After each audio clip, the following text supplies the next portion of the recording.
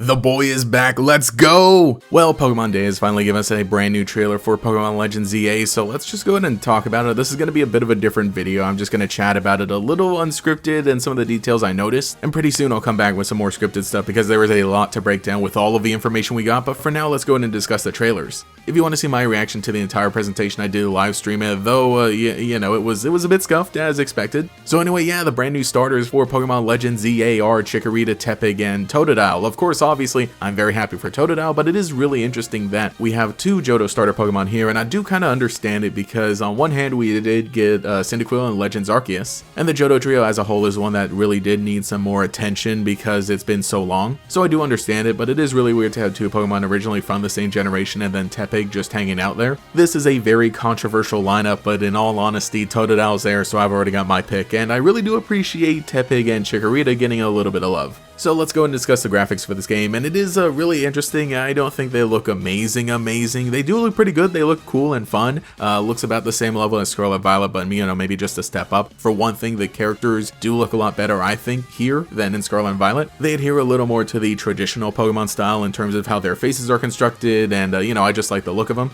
And the city overall does look a lot better than, say, Mesagoza from Scarlet and Violet. You know, it looks a lot nicer, though it still has the limitations of being a Pokemon game made in 3 years on the Nintendo Switch, as usual. But again, if it is a step up from Scarlet and Violet graphically, then I really do hope that gameplay-wise, it holds together a lot better. You know, I'm trusting the process because Legends Arceus functioned pretty well. But overall, I gotta say, I'm just base happy with how it looks and how it looks like it's gonna play, though I really need to see even more to be really impressed. One little detail that we see with the Pokemon Centers is that they have an open design. You know, it's kind of enclosed, so it kind of feels a little more like traditional Pokemon Centers, but generally it does keep the Scarlet and Violet philosophy where you can just kind of run in, heal your Pokemon, and run back out without a loading screen. And in that same sense, I really do hope that there are a lot of building interiors. For one thing, we do see the interiors of different buildings at later points, but those are all important places. So what I'm saying is I just hope that there are actual interiors for everything else. Again, in Legends Arceus, we didn't have to worry about that all that much because you could walk into every tent and every building, but coming out after Scarlet and Violet, we just really don't know. We get to see a lot of shopping areas, which look nice, but I really do hope that we can actually go inside them and that they aren't just a menu.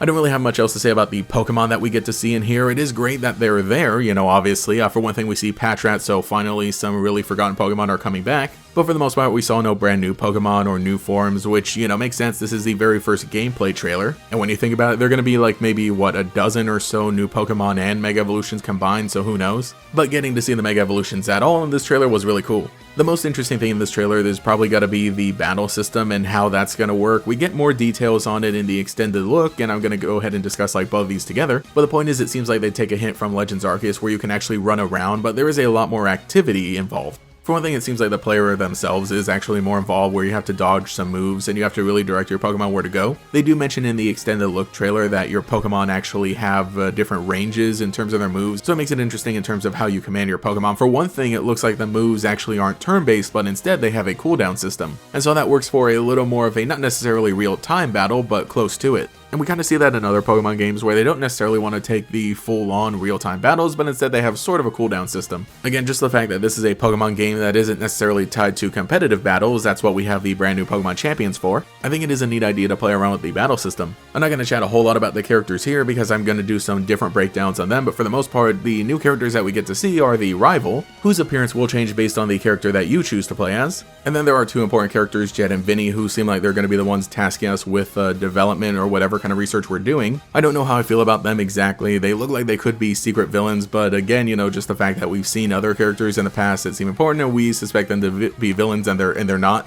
I'm not really super impressed with them, but we'll see. Other than that, we get to see Chill Old Man AZ, and oh boy, man, this was really surprising. And you know, I didn't even mention it early in the beginning of this video because it really wasn't until I saw AZ that I realized, like, oh gosh, this game is taking place either in modern day or a few years in the future and not in the past. So that is one of the other biggest things, is that Pokemon Legends doesn't necessarily denote that it takes place in the past, but I think more so the style of gameplay, and also in a sense that like this is what's done to kind of fill in gaps. Because with Pokemon Legends Arceus, Game Freak didn't want to retread and make a remake as usual. Instead, they want to tell a brand new story while filling in things for the Sinnoh region. So with Pokemon Legends ZA, it seems like they kind of made a sequel to X and Y, you know, the fabled X2 and Y2, or, you know, the Z version that was never made. So in that sense, I would understand it, but on the other hand, you know, I really would have liked to see like an older Kalos and see some people's ancestors. So I guess it really just goes to show you that you cannot predict Game Freak when it comes to Pokemon. And I think the ways in which it seems like they develop the wild Pokemon appearing in the game works because, you know, it seems like this is taking place in the future, obviously, with more development, but there's more grassland and just designated sections where wild Pokemon actually appear. I think that works out to kind of section things off rather than Pokemon just being everywhere all the time. And especially because these areas aren't just necessarily parks, but they're just designated areas where wild Pokemon just live, and they're like sectioned off by holograms, so I don't know how exactly to feel about that.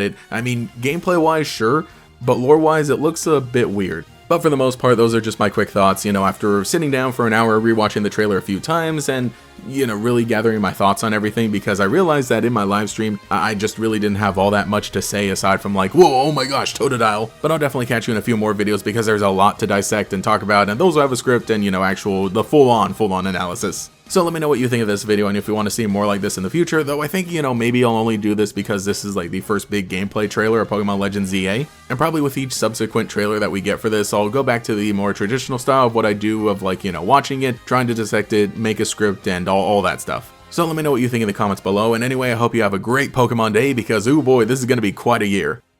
Thank you to every channel member for your continued support, including the Great Gators, Young Ant, Sir Denchik, Trimland, Banjo Yay, Star, Indecisive Idiot, Hydro, Al Rome, Slimy Chris, Nothing Normal, Dylan's Potatoes, Fred, SP Jump, Micah, Gavin Eric, Alex with Shiny Hunts, DeAndre, GigaWiiU64, Justin Dows, Queued Up, Izian, Tyler Hopper, Lockadox, KoiKoi13, Cemetery Hill, Cosmo Zero, Cheez-It62, GatorKid509, TF, Mathiclog947, Taijirai, Justin R, Phantom, and Quago. If you would like to support your name here, get access to emotes for comments, live streams, sometimes yearly videos, and our podcast I'm getting caught up on, you can become a channel member today. You can also follow me on Twitter and Blue Sky as well for more memes. Anyway, this is GatorX, and I'll catch you all later.